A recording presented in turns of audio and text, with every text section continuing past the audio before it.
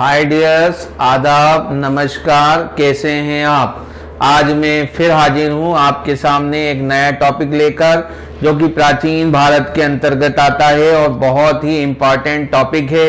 इस पर आईएएस तक में क्वेश्चंस आए हैं। तो बैंक हो या आपका आरआरबी हो या आपका अन्य एग्जाम हैं, स्टेट लेवल के जो एग्जाम्स हैं, अगर उसमें सामान्य अध्ययन के क्वेश्चंस आते हैं या जीके के क्वेश्चन आते हैं या इतिहास विषय के क्वेश्चन आते हैं, तो इस टॉपिक पर अवश्य ही एक क्वेश्चन जो है बनता है। आज मैं जो उपस्थित हुआ हूं आपके सामने, ये इस वंश का अर्थात कुषाण वंश का सेकेंड एपिसोड है। इसके पहले मैं आपको इसका फर्स्ट एपिसोड लेकर उपस्थित हुआ था। मुझसे मिल न सकेगा आप किसी का मिजाज, मुझे गुलाब भी काले पसंद हैं। मुझसे मिल न सकेगा किसी का मिजाज, मुझे गुलाब भी काले पसंद हैं। जी हाँ, आपको अपने लक्ष्य की तरफ जो है अग्रसर होना है और पूरी तरह से फोकस होना है और किसी की बात को नहीं सुनना है। सिर्फ आपको अपने पथ पर ही आगे बढ़ते रहना है। चलिए अपन आगे बढ़ते हैं, पढ़ते हैं कुषाण वंश। और कुषाण वंश का एक महान और एक विशेष और सबसे महान शासक के बारे में पढ़ेंगे, जिसका नाम है कनिष्क। इसका जो राज्याभिषेक है वो हमेशा से विवादित रहा और उसके बारे में कई मत प्रचलित हैं कि इसका राज्याभिषेक हुआ कब या इसका शासन काल जो है कब से कब तक रहा। सर्वमान्य मत जो है वो शक संवत 78 से 144 माना गया है, एडी यानी ईसा मसीह के बाद माना गया, अर्थात जो है शक संवत 78 से 144 के बीच में इसका राज्य काल जो है रहा या इसका साम्राज्य रहा। अपन ये मान लेते हैं कि जो कनिष्क जो है उसका जो राज्याभिषेक है वो 78 एडी में हुआ, जो कि सर्वमान्य है, पर सत्य हो यह आवश्यक नहीं है। इसके बारे में अपन आगे बात करते हैं कि जो इसने जो है दो राजधानियां थी। इसकी एक राजधानी पेशावर थी, वर्तमान में पेशावर का प्राचीन नाम जो है वो पुरुषपुर है। क्या है? पुरुषपुर। पेशावर का जो प्राचीन नाम है वो पुरुषपुर है, आज जो है उसे पेशावर कहते हैं। इसकी एक और अन्य राजधानी थी जो कि मथुरा थी।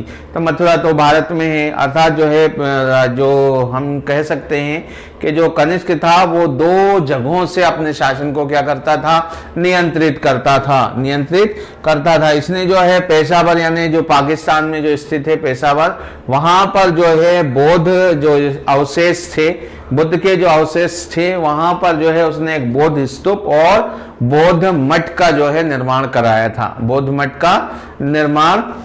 था। इससे इस बात का पता लगता है कि जो कनिष्क था वो एक बुद्ध धर्म का अनुयायी था, या अपन ये कह सकते हैं कि कनिष्क का जो धर्म था वो बुद्ध धर्म था, ये बुद्ध धर्म का अनुयायी था।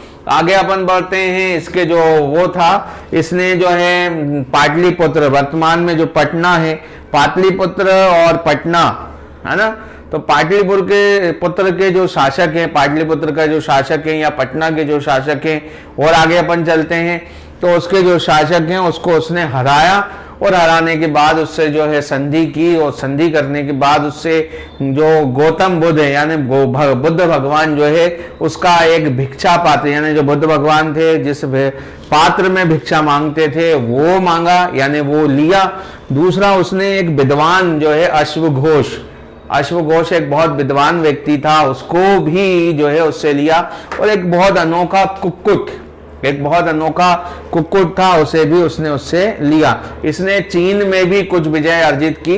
तो चीन में उसने जो है हन राजवंश के जो सेनापति था, हन राजवंश का जो सेनापति था, उसकी विशाल सेना को भी इसने जो है हराया।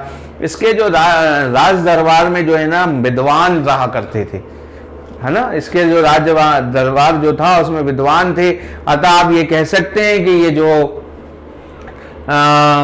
विद्वानता का जो है जो है आश्रय था यहाँ पर, और उन्होंने अच्छे इसके जो दरबार में जो है विद्वान रहा करते थे। जिसमें से एक इम्पॉर्टेंट जो व्यक्ति है उसका नाम है चरक, जिसने जो है चरक संहिता यानी आयुर्वेद की एक जो बड़ी और महत्वपूर्ण किताब जो है चरक संहिता वो लिखा। अर्थात वो जो चरक जो था ना वो इसके ही दरबार में रहता था। किसके दरबार में रहता था?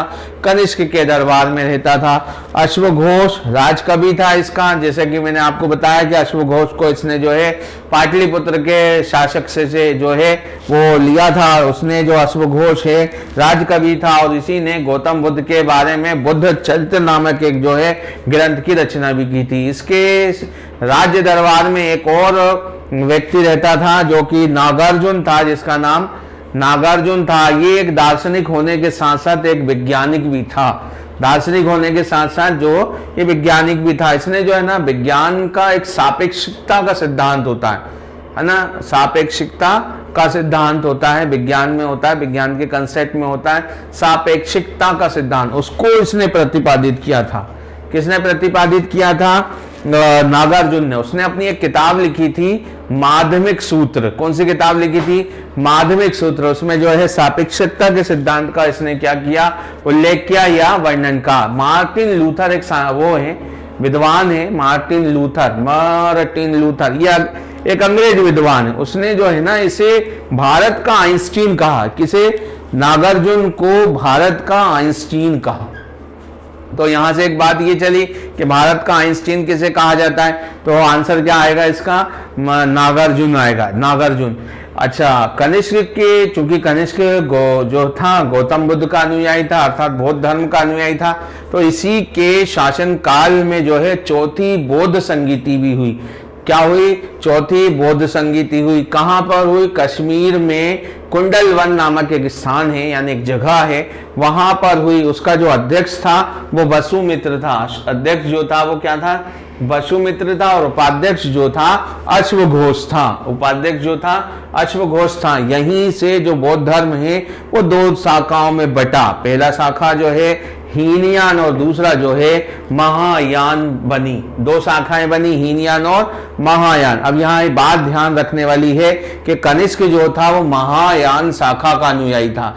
कौन सी शाखा का अनुयायी था? महायान शाखा का अनुयायी था। अर्थात वो जो था महायान में विश्वास रखता था। यहीं पर जो है हमारा जो वसुमित्र है, जो कि अध्यक्ष था चौथी बौद्ध संगीति का, उसने जो है बौद्ध धर्म के जो तीनों जो पिटक हैं, बौद्ध धर्म के जो तीनों पिटक हैं जिन्हें त्रिपिटक कहा जाता है, उन पर जो है कुछ टीकाएं लिखी और उन टीकाओं को ऐड करके महाभिभाषा सूत्र नामक एक ग्रंथ की रचना की। महाभिभाषा नामक सूत्र की, अर्थात एक ग्रंथ की जो है रचना करी, जो कि बौद्ध धर्म का विश्वकोश माना जाता है, यानी बौद्ध धर्म की एक सबसे बड़ी बुक या होली बुक मानी जाती है।